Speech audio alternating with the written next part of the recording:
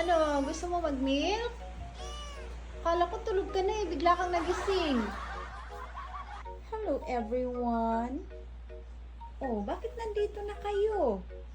Ha? Bakit parang may ihi doon, no? Sino kaya yung suspect? Ayun, no, yung suspect. Suspect. Merong umihi. Diday. Ganda naman ang kwarto ni Kuya Nori. Parang bilanggo.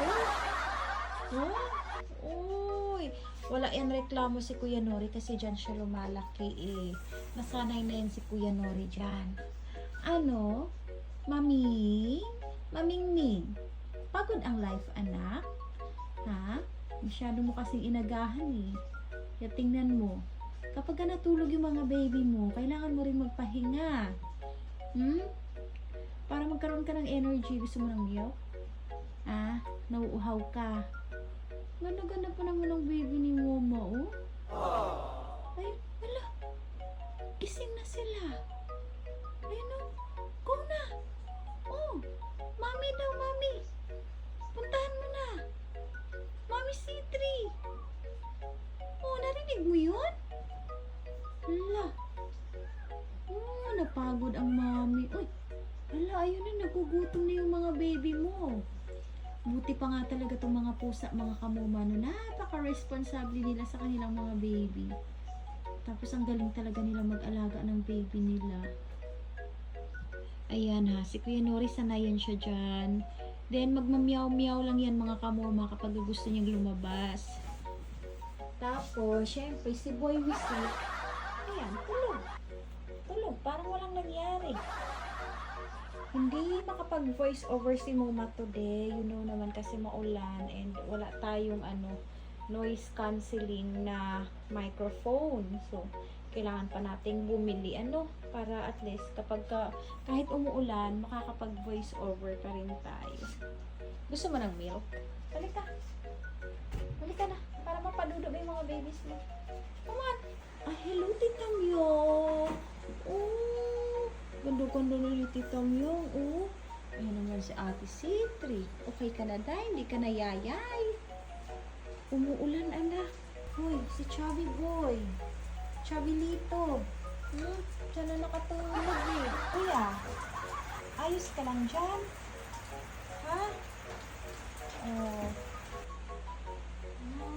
Sarap po yung tulog ni Boy kulit.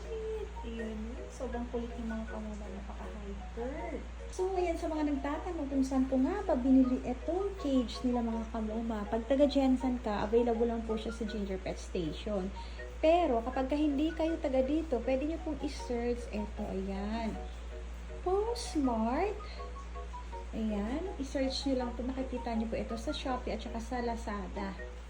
So, alam nyo, pwede ko lang ilagay dito is si Kuya Yo. Hindi pwede si Gomdoro dito or di kaya si Uncle Fifi. Then si Nori, inaaway niya rin kasi si Mochi. Kaya hindi talaga sila pwedeng pagsama-samahin. Etong bagong kapon na babae, sobrang likot kaya kailangan natin ipa-cage. Yan. Ito yung kalaban ni Ate Diday. Pero so far, okay sila ngayon. Nag-iiba talaga yung attitude. Ayun, nagising si Mochi. Ano, gusto mo mag-milk? Kala ko tulog ka na eh, bigla kang nagising. Ay, nako. Ito si Yoho, umiinom din ng gatas. Hoy, mapobre, jud ko ani sa inyo haday.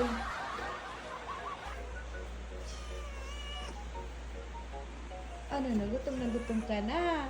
So, ayan, nakainom na sila ng milk. So, after nito, mag-rest muna ang mama din mamayang midnight. Pakain na naman yan sila. Laging meron pagkain dito nakalapag. Meron dun sa cage. Meron din kay Ate Sito. At syempre meron din dito sa baba. Kung sino yung mga nagugutom, bababa lang sila at kakain. So, yun lang. Meron pang midnight. Kaya need ko muna mag-rest. Kahit isang oras lang. My phone here.